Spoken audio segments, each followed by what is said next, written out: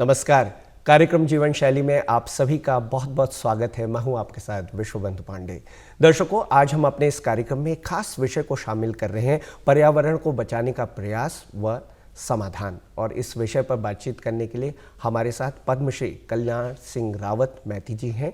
कल्याण सिंह रावत मैती जी मैती आंदोलन के प्रणेता हैं। कई वर्षों से पर्यावरण के क्षेत्र में काम कर रहे हैं और जाने माने पर्यावरणविद हैं। मैती जी, आपका दूरदर्शन उत्तराखंड के स्टूडियो में हार्दिक स्वागत है। बहुत बहुत धन्यवाद। आज जैसा कि हमारा विषय, इस कार्यक्रम के अंतर्गत हम बहुत ही खास विषय, समाज से जुड़ा हुआ, हमारे जीवन से जुड़ा हुआ पर्यावरण को बचाने का जो प्रयास हैं वह इसके जो समाधान है, इस पर बातचीत करेंगे। और इस बातचीत की शुरुआत सर हम इसी से करना चाहेंगे कि पर्यावरण संरक्षण की दिशा में आपके द्वारा जो कार्य किए गए हैं, इस पर आप प्रकाश डालें। पर्यावरण के संरक्षण की दिशा में बचपन से ही मेरा एक लगाव रहा है। और मैं तो चूँकि एक अध्यापक था और बच्चों से, हर स्कूल में बच्चों से पर्यावरण से जोड़ना, उनको पर्यावरण के बारे में बताना एक मेरा उद्देश्य भी रहा है। और स्टूडेंट लाइफ में मैं चिपको आंदोलन से भी काफ़ी जुड़ा रहा। उस आंदोलन में मैंने भाग लिया पद्म विभूषण चंडी प्रसाद भट्ट जी के साथ। तो ये एक प्रकार से पहाड़ को बचाने, पहाड़ की पर्यावरण को बचाने के लिए एक मन में रहा कि अपने पहाड़ों को हरा भरा और अपने हिमालय, अपनी नदियों को बचाने के लिए कुछ काम किया जाए जी। और इसी के लिए फिर मैं ये मैती आंदोलन करके मैंने शुरू किया था 1995 में जनपद चमोली के ग्वालदम शहर से। और उसमें ये था कि हम बहुत सारे पेड़ लगा रहे हैं, लेकिन जब तक हम भावनात्मक रूप से पेड़ों से नहीं जुड़ेंगे और उनको बचाने का काम नहीं करेंगे तो पेड़ नहीं बच सकते हैं। केवल ये वृक्षारोपण केवल अभियान तक सीमित रह जाएगा। इसलिए ज़रूरी है कि हमारा भावनात्मक लगाव हो। और फिर मैंने उसी को एक माँ और बेटी के संबंध से जोड़ा कि माँ के साथ हमेशा बेटी खड़ी रहती है। खेत खलिहान से लेकर, चूल्हे से लेकर, जंगल से लेकर, हर जगह बेटी माँ के साथ चलती है। जी बिल्कुल। और जिस दिन बेटी बड़ी हो जाती है और उसकी शादी का वक्त आता है तो सबसे बड़ा दुख माँ को होता है कि अब मेरे साथ काम कौन करेगा, अब बेटी तो चली जाएगी। जी। तो जो माँ का दर्द और बेटी का बीच का जो एक संबंध है, उसको मैंने एक पेड़ से जोड़ा कि जब बेटी अपने दूल्हे के साथ जाएगी तो अपनी शादी की यादगार में एक पेड़ भी लगाएगी। और पेड़ उनका जब बड़ा होगा तो उनकी शादी की यादगार में बनेगी। और जब वो पेड़ लगा करके चले जाएंगे तो उस पेड़ को अगर कोई नहीं बचाएगा, माँ जरूर बचाएगी। माँ अपनी बेटी के पेड़ को कभी सूखने नहीं देगी। और यही भाव उसमें था। और मैंने कहा तब पेड़ जरूर जिंदा रहेगा। मेरे गांव में अगर एक साल में 10 शादियां होती हैं तो 10 पेड़ लगेंगे। 10 सालों में कितने पेड़ लग जाएंगे, मेरा गांव तो अपना आप ही हरा भरा हो जाएगा। और जब इतने पेड़ लगेंगे तो मेरे गांव के पानी के स्रोत नहीं सूखेंगे। मेरे गांव में चारा पत्ती जानवरों को मिलेगा, छाया मिलेगी, ऑक्सीजन मिलेगा और बहुत सारी चीज़ें हैं। ये सारा परिवेश जो है, इसको बचाने के लिए जो मैती आंदोलन करके, मैत माने लड़की का घर, गांव, हमारे पहाड़ में उसे मैत कहते हैं, मायका। तो उसी को मैंने, उस शब्द को उसमें जोड़ा मैती आंदोलन करके और इसको एक आगे बढ़ाने की कोशिश की। और ये आगे बढ़ रहा है। 8 लाख से अधिक शादियों में हम पेड़ लगा चुके हैं और एक सुकून मिल रहा है कि हम पर्यावरण के लिए बचाने के लिए एक छोटा सा प्रयास कर रहे हैं। जी, बहुत ही सुंदर प्रयास है। और भावनात्मक रूप से जब आपने इस प्रयास को जोड़ा है मैती आंदोलन के माध्यम से, तो निश्चित रूप से ये समाज में एक बहुत अच्छा मैसेज भी गया और तमाम तरह के बहुत सारे लोग जो हैं, हर आयु वर्ग के इसमें जुड़े भी होंगे। बिल्कुल, बिल्कुल। आज जैसा कि हमारा विषय है सर कि पर्यावरण को बचाने के जो प्रयास हो रहे हैं, लगातार हम देखते हैं कि प्रयास होते रहते हैं। कहीं सफलता भी मिलती है, कहीं और अच्छा करने की ज़रूरत भी महसूस होती है। तो वर्तमान में अगर हम बात करें तो वर्तमान में पर्यावरण से अगर हम इसकी चुनौतियों पर बातचीत करें, पर्यावरण की चुनौतियां, तो कौन कौन सी ऐसी प्रमुख चुनौतियां हैं, अहम चुनौतियां हैं जो आप मानते हैं? ये अब आज की जिस तरह से जनसंख्या बढ़ती जा रही है और आप देख रहे हैं कि हमारा भारत इस समय जनसंख्या में नंबर 1 पर है और हम चाइना से भी 29 लाख अधिक बढ़ चुके हैं। ऐसी स्थिति में हमारे देश के लिए चुनौतियां सामने हैं। ग्लोबल वार्मिंग की चुनौती अलग है, फिर हमारे जो लोकल चुनौतियां हैं वो भी सामने खड़ी हैं। ग्लेशियर पिघल रहे हैं, धीरे धीरे नदियां का जो पानी का स्तर है वो घटता जा रहा है। जो हमारी मध्य हिमालय से निकलने वाली नदियां हैं उनमें जंगल कटने से लगातार पानी घटता जा रहा है। हमारे चरागाह जो हैं वो विदेशी जो वीड्स हैं उनसे भरते जा रहे हैं, तो हमारे पास चारा का संकट सामने आ गया है। पर्यावरण के उसमें जो सबसे बड़ा हमारे सामने जो चुनौती है वो प्लास्टिक की है। प्लास्टिक जो है इतना फैल चुका है कि हमारे खेतों से लेकर, घर से लेकर जंगलों तक प्लास्टिक पहुंच चुका है, हिमालय तक प्लास्टिक पहुंच चुका है, जो कि एक सबसे बड़ा खतरनाक स्थिति हमारे सामने आने वाली है। क्योंकि माइक्रो प्लास्टिक जो स्थिति अभी आप सुन रहे होंगे कि हवा में भी जो माइक्रो प्लास्टिक उड़ रहा है, पानी में भी जो माइक्रो प्लास्टिक है, वो हमारे पेट में, हमारी खून की नलियों में जा कर के हमारे हृदय में वो नलियों को बंद कर दे रहा है जी। आज जो हार्ट अटैक हो रहे हैं उसके कारण वही हैं। तो ये सारा जो हमारा, चाहे वायुमंडल हो, चाहे पानी हो, चाहे स्थल हो, सब जगह हमारे पास चुनौतियां ही चुनौतियां हैं और इन चुनौतियों के लिए हमें लड़ना ही पड़ेगा।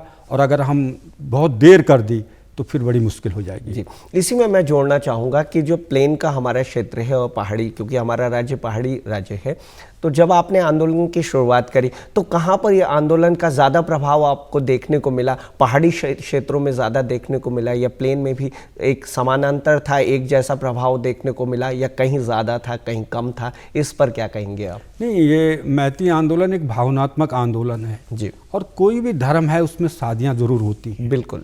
और हर कोई भी ऐसा धर्म नहीं है जिसमें कि पेड़ लगाने को एक वो न माना गया हो, अच्छा न माना गया हो। तो इसलिए ये तो सार्वभौमिक आंदोलन है जी। इसको तो पूरा विश्व इसको एक्सेप्ट किया है। कनाडा की प्रधानमंत्री और जो वित्त मंत्री थी फ्लोरा डोनाल्ड जब आई थी कौसानी में, तो उन्होंने इस आंदोलन के बारे में जब सुना था तो उन्होंने कहा मेरे दिल को अगर कोई चीज़ छुई है तो ये आंदोलन है। तो ये क्षेत्र विशेष की अगर बात करें, पहाड़ी क्षेत्रों में या प्लेन के क्षेत्रों में, दोनों में ही एक जैसा रहा है? अब ये हमारा पहाड़ में हम लोग हिमालय से जुड़े हुए हैं। जी बिल्कुल। ये देवभूमि है, यहाँ के लोगों में भावनाएं ज़्यादा प्रबल होती हैं। सही बात। तो इसलिए यहाँ के लोग इस चीज़ को ज़्यादा स्वीकार करते हैं। और आप जानते हैं कि एक शादी में बहुत सारे लोग आते हैं बारात में, जब वो देखते हैं कि यहाँ पेड़ लग रहा है तो वो भी अपने अपने गाँव में जा कर के इस कार्यक्रम को करने की पहल करते हैं। तो ये स्वयंस्फूर्त आंदोलन चलता गया और आज हम 8 लाख से अधिक शादियों में ये पेड़ लगा चुके हैं। आज हमारे पूरे भारत में 18 से अधिक राज्यों में ये आंदोलन चल रहा है, 4-5 देशों तक ये पहुंच गया है। तो ये आंदोलन की जो आत्मा है, आंदोलन का जो एक भाव है, ये लोग उसको स्वीकार कर रहे हैं। एक पेड़ बहुत छोटा होता है लेकिन बूंद बूंद करके घड़ा भरता है। वही हम कहते हैं एक एक पेड़ लगेगा। हर परिवार में एक साल में कई शादियां होती हैं, करोड़ों शादियां एक साल में होती हैं। तो इतने पेड़ लगेंगे तो हमें तो फिर पेड़ लगाने के लिए अभियान करने की जरूरत ही नहीं पड़ेगी। हमारी भावनाएं अगर पेड़ों से जुड़ी हैं, हम जानते हैं कि पेड़ हमें हवा देती हैं, ऑक्सीजन देती हैं, कार्बन डाइऑक्साइड लेती हैं, फल देते हैं। तो इस तीनों जो जीवन के आधार ये तो सारे पेड़ पौधे देते हैं हमें।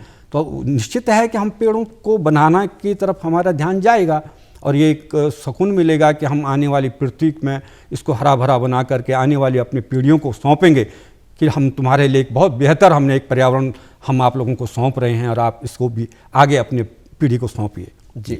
हिमालय क्षेत्र में जो बुग्याल होते हैं, हरित क्षेत्र होते हैं, नेचर्स गार्डन जिन्हें कहा जाता है, तो इनके महत्व पर आप क्या कहेंगे? नहीं, बुग्याल हमारे क्लाइमेटिक एक वो हैं, सबसे वनस्पति का सबसे किनारा छोर है जहाँ सबसे विकसित पेड़ पौधे हैं जी। और इनको हम हमारे उत्तराखंड में इनको बुग्याल कहते हैं, बुग्गीदार घास वाले, इनके नाम से इनको बुग्याल कहा जाता है।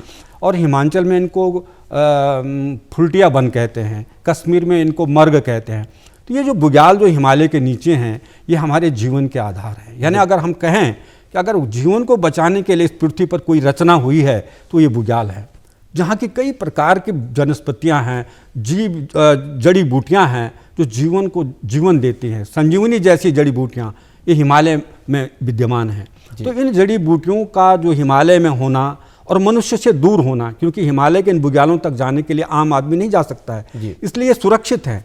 6 महीने यहाँ बर्फ़ पड़ती है, ये बुग्याल सुरक्षित रहते हैं। तो इन बुग्यालों में जो जड़ी बूटियाँ हैं उनको बचाना सबसे पहला हमारा उद्देश्य होना चाहिए। हालांकि अभी हमारी सरकारें इस पर ज़्यादा ध्यान नहीं दे रही हैं। हमारे उत्तराखंड की अगर आप बात करते हैं तो जितने भी हमारे प्रतीक चिन्ह हैं सब हिमालय से ही बुग्यालों से ही लिए हुए हैं।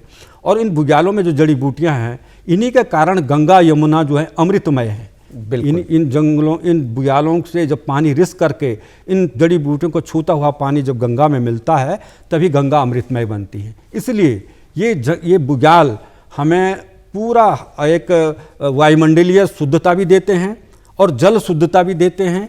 और इन बुग्यालों में जब फूल खिलते हैं तो वो अपनी एक लगता वास्तव में कि देवभूमि है। जी जी। बुग्याल जैसे हमने अभी जिक्र भी किया, बुग्याल जो सरकार तो हमेशा समय समय पर कदम उठाती है, ये बुग्याल जो हमारे कम होते जा रहे हैं, इसे किस तरह से देखते हैं आप पर्यावरण की दृष्टि से? अगर हम बात करें तो इसका क्या समाधान हो सकता है कि हमारे ये जो बुग्याल हैं इनमें कमी ना आए और ये सुरक्षित रहें? हमारे उत्तराखंड की मैं अगर केवल बात करता हूँ, यहाँ 200 से ज़्यादा बुग्याल हैं जी। और आग पिथौरागढ़ के खल्टिया टॉप से लेकर के और सबसे बड़ा बैदनी बुग्याल हमारे पास है, राजा बुग्याल है, नवाली बुग्याल है, इधर गुरसों बुग्याल है, औली बुग्याल है और लास्ट तक अगर हम चाहें तो हरकी दून तक बुग्याल हमारे पास है। इतना धनी बुग्यालों के मामले में कोई प्रदेश नहीं है जी। और ये हमारी गौरव है हमारा कि हमारा ये बुग्याल कहीं ना कहीं आस्थाओं से जुड़ा हुआ है। हमारी जो संस्कृति है, बुग्यालों में जूते लेकर जाने की मनाही है। हम लोग वहाँ बुग्याल में जाते हैं, हमारे यहाँ एक संदेश है कि बुग्यालों में शोरगुल नहीं करना है, वहाँ फूलों को नहीं तोड़ना है। ये सारे जो नियम हमारे पूर्वजों ने बनाए हैं इन बुग्यालों को बचाने के लिए किए हैं। आज इन बुग्यालों को बचाने की ज़रूरत है, क्योंकि केवल सरकार ही इसमें नहीं कर सकती है। जब तक हमारी जन सहभागिता नहीं होगी तब तक हम बुग्यालों को नहीं बचा सकते हैं। और इसमें सबसे ज़्यादा जो जन सहभागिता होगी उस सीमांत जो हमारे गांव हैं जी, उन सीमांत के गाँव के जो लोग हैं, जो नौजवान हैं, इनको अगर हम बुग्यालों के प्रति सचेत करें, उनको इस तरह से हम सरकार उनको बचाने के लिए आगे लाए तो हम इन बुग्यालों को बचा सकते हैं। क्योंकि जड़ी बूटियों के भंडार हैं। अभी देखा कोरोना में जब कुछ भी हमारे पास दवाइयाँ नहीं थी, लोग तड़फ रहे थे, तब लोग प्रकृति की तरफ गए कि क्या खाइए, गिलोई खाइए, किसी ने कहा सौंफ खाइए, किसी ने कहा पुदीना खाइए। हम तब प्रकृति के पास गए। तो वही बात है कि जब अति आ जाएगी तो ये बुग्याल हमारे लिए जीवन के आधार है। बिल्कुल। और इनको बचाने के लिए हमें आगे आना चाहिए। आज हम सबसे बड़ी बात है कि हम बुग्यालों में जो हमारे पर्यटक जाते हैं वो वहाँ प्लास्टिक न छोड़े, रैपर न छोड़े, जो इस तरह के जो पैकेट्स होते हैं उन पैकेटों को न छोड़े, क्योंकि उनका एक बहुत बड़ा वो लग जाता है और वहाँ के जीव जंतु इनको खाते हैं और उन पर बुरा असर पड़ता है। दूसरा, जो हमारी धार्मिक यात्राएँ जाती हैं उनमें भी संशोधन करने की ज़रूरत है, क्योंकि अब ज़्यादा दिखावा हो गया है। लोग ब्रह्म कमल तोड़ करके लाते हैं, वहाँ लाते हैं, बहुत सारे कंडियाँ भर भर करके लाते हैं। हम कहते हैं प्रतीकात्मक लाइए आप और उससे अपनी पूजा कीजिए। लेकिन अगर हम 10 बड़े बड़ी कंडियाँ भर करके ला रहे हैं तो हम प्रकृति का तो नुकसान पहुँचा रहे हैं ना। तो ये है कि हम आस्था भी बनी रहे और हमारे बुग्याल भी बचे रहें, इस एक रास्ते पर हम चलें। जी, जैसा कि आपने कहा मानवीय गतिविधि, निश्चित रूप से पर्यटक जाते हैं वहाँ पर और वहाँ पर जाना ज़रूरी भी है। लोग देखते हैं किसी जगह को, तो मानवीय गतिविधियों के कारण हिमालय की जो जैव विविधता है सर, तो इस पर क्या प्रभाव पड़ा है? इसको किस दृष्टि से आप देखते हैं? जैव विविधता पर जो प्रभाव पड़ रहा है, एक प्रभाव तो ग्लोबली पड़ रहा है। बिल्कुल, वो मैं बता दूं कि जिस तरह से पूरे ग्लोबल में वार्मिंग बढ़ रही है वैश्विक स्तर पर, तो उससे हमारे ग्लेशियर लगातार पिघलते जा रहे हैं। दूसरा, लोकल हमारा एक प्रभाव है कि हमारे उत्तराखंड में सबसे ज़्यादा चीड़ के जंगल बन गए हैं। बिल्कुल, सबसे ज़्यादा उनका फैलाव बहुत ज़्यादा हो गया। अब गर्मियों में जब आग लगती है, जो धुआं उठता है, कार्बन उठता है, ये सीधे हिमालय पर अपना असर डालता है। वही कार्बन हिमालय को, और ग्लोबल वार्मिंग भी उस पर असर डाल रही है। तो हमारे जो ग्लेशियर हैं वो तेज़ी से पिघलते हुए पीछे चले जा रहे हैं। आप देखिए, हमारा गंगोत्री ग्लेशियर है, बहुत पीछे पहुंच गया, कई किलोमीटर पीछे पहुंच गया। अब एक ऐसी स्थिति आ गई जब उसमें ग्लेशियर ही नहीं रह जाएगा तो फिर गंगा कहाँ से आएगी, फिर यमुना कहाँ से आएगी, काली गोरी कहाँ से आएगी? ये सब चीज़ें हमें देखना पड़ेगा।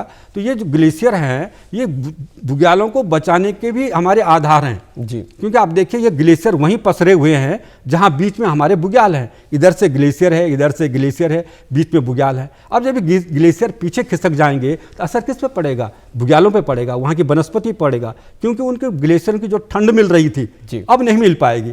तो उनके लिए एक क्लाइमेटिक चेंज आ गया ना, तो वो उनको अपने जीवन को आगे बढ़ाने के लिए अपने को एडजस्टमेंट करना पड़ेगा। अगर नहीं कर पाएंगे तो वो जातियाँ क्या हो जाएंगी? विलुप्त हो जाएंगी। 26 प्रजातियाँ पर ईयर हमारे उत्तराखंड में बुग्यालों से लुप्त होती जा रही है। जी, ये तो बात थी बुग्याल की। अब हम नदी की बात करेंगे। नदियों की विलुप्तता, ये एक प्रमुख प्रश्न है, बहुत गंभीर प्रश्न है कि जो नदियाँ होती थी, बरसाती नदी होती थी, वो विलुप्त होती चली जा रही हैं। कभी कहते थे कि यहाँ बरसात का पानी इन नदियों में रहता था, लेकिन वो सूखने लग गया है। तो इसकी जो निश्चित रूप से इन सभी का पर्यावरण पर प्रभाव पड़ेगा, काफ़ी गंभीर प्रभाव पड़ेगा। तो नदियों की जो विलुप्तता है सर, इस पर क्या आप कहना चाहेंगे? और इसके साथ ही जो बांझ बुरांस हमारे पेड़ पौधे हैं, उनके महत्व पर भी आप बातचीत करें। ये हमारे यहाँ दो प्रकार की नदियाँ हैं जी। एक तो हिमानी नदियाँ हैं जो ग्लेशियरों से आती हैं, गंगा है, यमुना है, काली है, गोरी है, इस तरह की नदियाँ जो सीधे बह जाती हैं और बहुत ही भी आकार की नदी घाटियों में बह करके चलती हैं। हमारे गांव ऊपर हैं, तो इन नदियों का हमारे लिए ज़्यादा प्रभाव लाभ नहीं मिलता है। बिल्कुल। तो ये नदियाँ बहती हैं तो केवल इन पर बांध बने हैं, बिजली बनती है, बिजली कुछ हमको भी मिलती है, दूसरे राज्य भी उसका लाभ ले रहे हैं। लेकिन हमारे लिए जो वरदान है वो मध्य हिमालय के जंगलों से निकलने वाली जो नदियाँ हैं, और विशेषकर वो जंगल जो मिश्रित जंगल हैं, बांझ बुरांस के जंगल हैं, फलियांट के जंगल हैं, इस तरह के चौड़ी पत्ती वाले जंगल हैं। इन जंगलों से निकलने वाली गैर हिमानी नदियाँ जो निकलती हैं, जैसे कोसी है, गगास है, पूर्वी नयार है, पश्चिमी नयार है, कमल नदी है, ये नदियाँ हमारी मध्य हिमालय के जंगलों से निकलने वाली नदियाँ हैं। ये हमारे लिए जीवन है। अगर ये जंगल कट जाएंगे तो फिर ये नदियाँ नहीं रहेंगी। बिल्कुल। फिर उन नदियों का अस्तित्व ही खत्म हो जाएगा, और जब इन नदियों का अस्तित्व खत्म हो जाएगा फिर हमारे पास पानी कहाँ से होगा? हम खेती कैसे करेंगे? पानी कहाँ से पीएंगे? आज देखिए कई सैकड़ों गांव हमारे गांव इस उत्तराखंड में जहाँ की पानी की किल्लत शुरू हो चुकी है। अब गर्मियाँ, मई जून में जब गर्मियाँ पड़ेंगी तब क्या हाल होगा? तो ये हमको समझना चाहिए कि जो चौड़ी पत्ती के हमारे जो परंपरागत जंगल, जिनको बांझ के जंगल कहा जाता है, बांझ उत्तराखंड का हरा सोना है, ग्रीन गोल्ड है, क्योंकि ये हमारे सब काम आता है। तो ऐसे जंगलों को हमको विकसित करना चाहिए।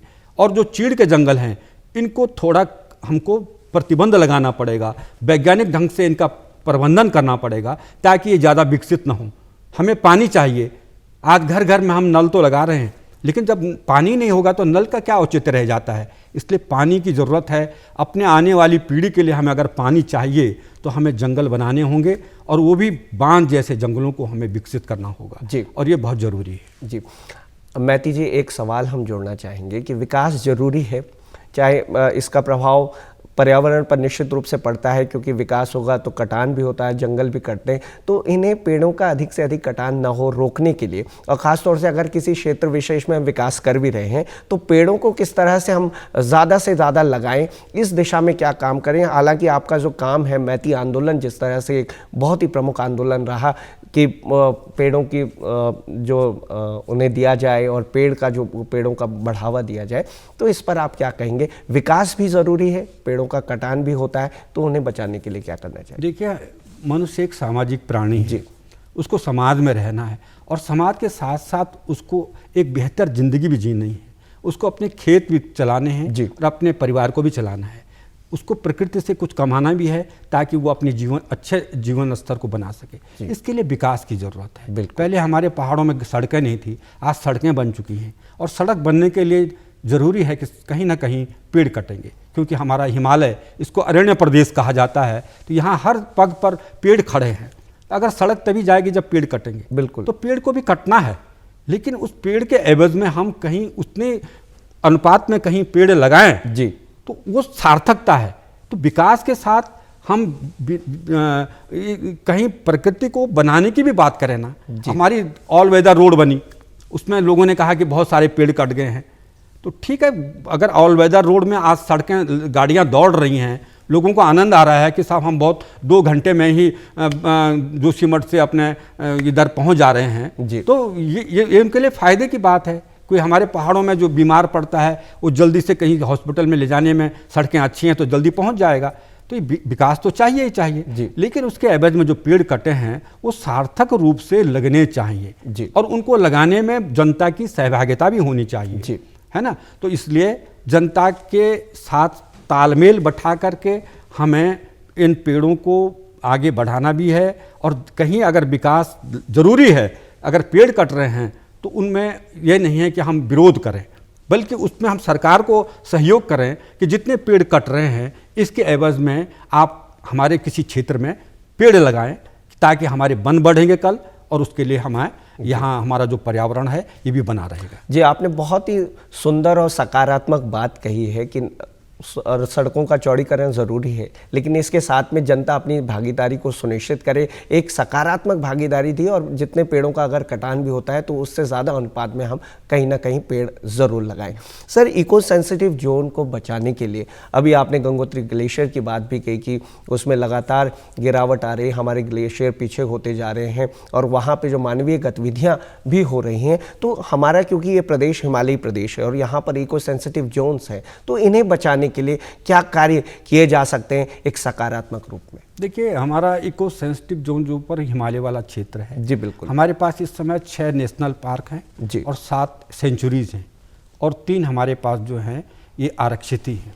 तो ये हमारे पास जैसे गंगोत्री नेशनल पार्क है, उसी से लगा हुआ गोविंद नेशनल पार्क है, नंदा देवी बायोस्फीयर है, फूलों की घाटी, तो पूरा लगभग हिमालय हमारा एक सेंसिटिव जोन है पूरा, बिल्कुल जो हिमालय। और उस हिमालय में हम उन जीव जंतुओं को बचाने की बात करते हैं जो बहुमूल्य हैं। अगर आप देखें कस्तूरी मृग, आज कस्तूरी मृग हमारे पास दहाई के अंक पर रह गए हैं।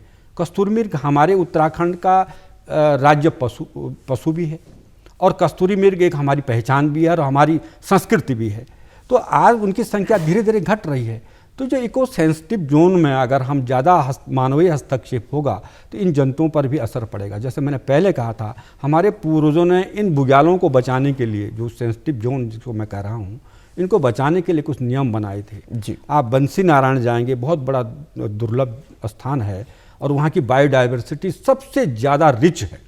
वो इसलिए मामले में कि वहाँ जब बंसी नारायण में वहाँ के लोग जाते हैं जी, तो वहाँ एक नियम है कि आप बंसी नारायण मंदिर में अगर आप फूल चढ़ाएंगे तो आपको मुंह से फूल तोड़ करके चढ़ाना होगा, आप हाथ से नहीं तोड़ सकते। अगर आप हाथ से तोड़ेंगे तो जिनको हमारे यहाँ एड़ी आँचरी कहती हैं, उसका लगने का डर रहता है, यानी डिवाइंस गर्ड जो है वो आपको परेशान कर सकती है। देखिए कि एक नियम था, आप मुँह से कितना फूल तोड़ पाएंगे जी, अपने आप ही प्रकृति बच गई। आप नंगे पाँव से जाएंगे तो आप वहाँ पर ज़्यादा फूल को बर्बाद नहीं करेंगे। आप ऊपर हिमालय में जो जीव जंतु जो एकांत में रहते हैं, अगर वहाँ डीजे बजने लग गया, वहाँ बड़े हल्ला होने लग गया तो उन पर उसका असर पड़ेगा। तो लोगों ने कहा नहीं, हिमालय में आप जाएंगे तो देखिए जो हमारे यहाँ नंदा देवी राज जाती है ना, तो उसमें जो ढोल दमाऊं और बाजे हैं वो वाण गांव से आगे नहीं जाते। जो ये भंकोर बोलते हैं आवाज़ करने वाले, वो आगे नहीं जाते हैं। कारण क्या है कि अगर आप ऊपर ये सब बजाएंगे तो वहाँ के जीव जंतुओं पर इसका असर पड़ेगा जी। तो कितनी बड़ी हमारी ये परंपराओं को तो हमें ध्यान रखना चाहिए ना। आज हम उसकी साइंस की दुनिया में जा रहे हैं, टेक्नोलॉजी की दुनिया में जा रहे हैं, लेकिन इन परंपराओं पर हमारे पूर्वजों ने कितना गंभीर अध्ययन किया होगा कि इन चीज़ों का हिमालय पर कितना बड़ा असर पड़ेगा जी। हमारे ऊपर जाते हैं तो वहाँ कोई मुरली नहीं बजा सकता है, कोई सीटी नहीं बजा सकता है। ये हिमालय के जीव जंतुओं को संरक्षण करने के नियम है। तो ये सेंसिटिव जो जोन की आप बात कर रहे हैं ना, हमें इन चीज़ों का हमको पालन करना चाहिए। और मैं आपको ये भी कह दूं कि जैसे अभी थोड़ा सरकार तो कह रही है कि हम बद्रीनाथ और केदारनाथ की यात्राओं में इतने सारे लोग जाएंगे और हमारा एक वो भी बढ़ेगा, लेकिन इसमें कहीं ना कहीं सरकार को ये भी चाहिए कि इस पर कहीं ना कहीं चिंतन करे कि अधिक से अधिक लोग हिमालय के ज़्यादा गहराई तक न जाएं, ताकि वहाँ के जीव जंतुओं पर इसका असर न पड़े जी। साइंस एंड टेक्नोलॉजी की बात आपने की, साइंस के साथ साथ में हमारी जो पूर्वजों ने हमें जो बातें बताई हैं, अगर हमें उन बातों को लेकर के चलें तो निश्चित रूप से हमारा पर्यावरण भी बचेगा, हमारे पहाड़ भी बचेंगे और जो इको सेंसिटिव जोन्स हैं ये भी सुरक्षित रहेंगे। सर, वन्य जीव की संरक्षण के बारे में, वन्य जीवन जो है, और वन्य जीव अगर नहीं है तो निश्चित रूप से फौना एंड फ्लोरा की अगर हम बातचीत करते हैं तो जैसा कि पहाड़ हमारा ये उत्तराखंड है, राज्य पक्षी है, राज्य पशु है, राज्य पुष्प है, मोनाल है, कस्तूरी मृग है, ब्रह्मकमल है, तो इन चीज़ें क्योंकि ये भी काफ़ी इंटीरियर, काफ़ी हिमालय ऊंचाई वाले हिमालयी क्षेत्रों में ये चीज़ें पाई जाती हैं, तो हम इनके संरक्षण के लिए क्या कदम उठा सकते हैं और युवाओं की भागीदारी को किस तरह से इसमें हम जोड़ सकते हैं, इस पर आप जरूर मार्गदर्शन हमें दें, हमारी व्यूअर्स को दें।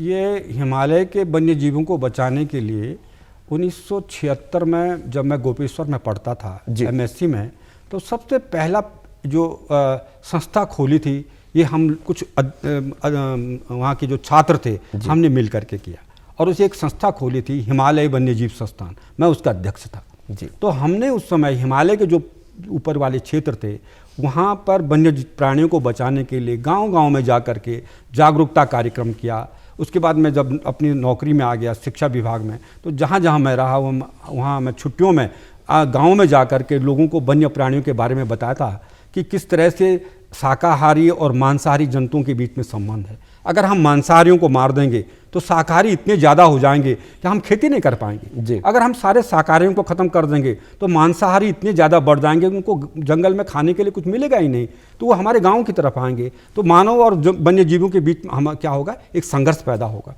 ये लोगों को समझना चाहिए इसके बारे में। और जो आज हम कह रहे हैं कि हमारे उत्तराखंड में धीरे धीरे जो हिमालयी कस्तूरी मृग खत्म हो रहे हैं, मुनाल जिसको हमारे उत्तराखंड का हिमालयी मोर कहा जाता है, वो ख़त्म होने के कगार पे आ गए हैं। तो इनको बचाने के लिए हमें कार्य करने चाहिए। तो मैं तो यही कहूँगा कि हमें जो हिमालय की जो हमारे सीमांत गांव हैं, वहाँ के जो नवयुवक हैं, जो उनको इस कार्य से इस कार्य में उनकी कमेटी बने और वो लोग अपने बुग्यालों के क्षेत्र में वाच करते रहें। जो लोग हिमालय की बुग्यालों की तरफ पर्यटक जाते हैं, उन पर्यटकों के साथ वो गाइड बन करके जाएं, उनको मार्गदर्शन करें, ताकि वो ये भी देखें कि ये लोग जो हिमालय में कुछ गंदगी तो नहीं छोड़ रहे हैं, उनका प्रबंधन भी करें। तो मैं सोचता हूँ कि एक प्रकार से हम अपने हिमालय के सीमांत गाँव के लोगों को एक हम रोज़गार भी दे देंगे और उस पर्यटन, हिमालयी पर्यटन से उस कमा भी लेंगे और हम हिमालय को स्वच्छ रखने में भी एक भागीदारी निभा सकते हैं। तो इसलिए सीमांत गाँव के नवयुवकों को इस तरह की योजनाओं से जोड़ करके अगर सरकार कर दे तो मैं समझता हूं कि हम हिमालय के वन्य प्राणियों को भी बचा सकते हैं। वैसे तो सारे वन्य प्राणियों को बचाने के लिए सरकार ने बहुत सारे काम किए हैं। आप देखें कि राजाजी नेशनल पार्क है, हाथियों के लिए संरक्षित किया गया है। कॉर्बेट नेशनल पार्क है, बाघों के लिए संरक्षित किया गया है।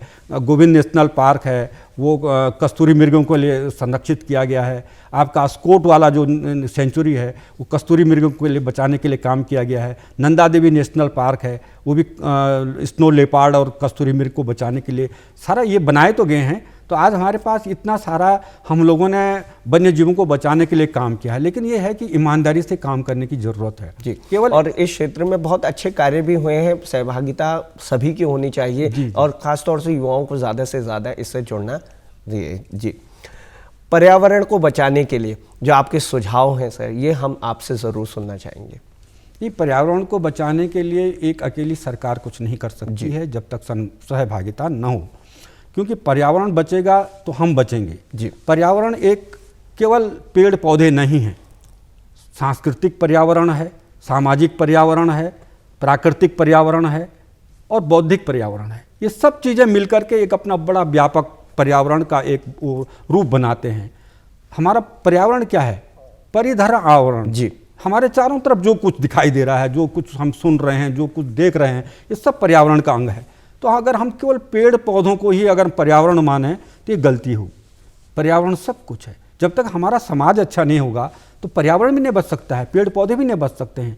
हम सब काट देंगे, लेकिन जब हमारे अंदर बौद्धिक सोच होगी, हम इन पेड़ों को नहीं काटना है, नहीं तो हमारा पानी सूख जाएगा। तो इस प्रकार से ये सारी चीज़ें एक दूसरे से जुड़ी हुई हैं। तो इस प्रकार से पर्यावरण बड़ा व्यापक है और इस पर्यावरण को लेकर के हमें हर पहलू को देखना है। हमारा सांस्कृतिक पहलू है जो हमारे पर्यावरण से जुड़ा हुआ है, उसको भी हमें देखना है। हमारे मेले हैं, हमारे परंपराएं हैं, वो पर्यावरण से जुड़ी हैं।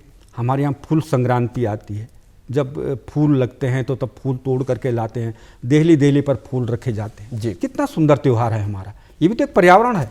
लेकिन उसके पीछे अगर एक भाव देखा जाए कि फूल तोड़ के ला रहे हैं, तो फूल तो उन्हीं फूलों को तोड़ा जाता है। जब किसी पेड़ पर ज़्यादा फूल लग जाते हैं तो वो भी पेड़ के लिए क्या होता है, हानिकारक होता है। उसमें से कुछ फूल तोड़ने पड़ते हैं।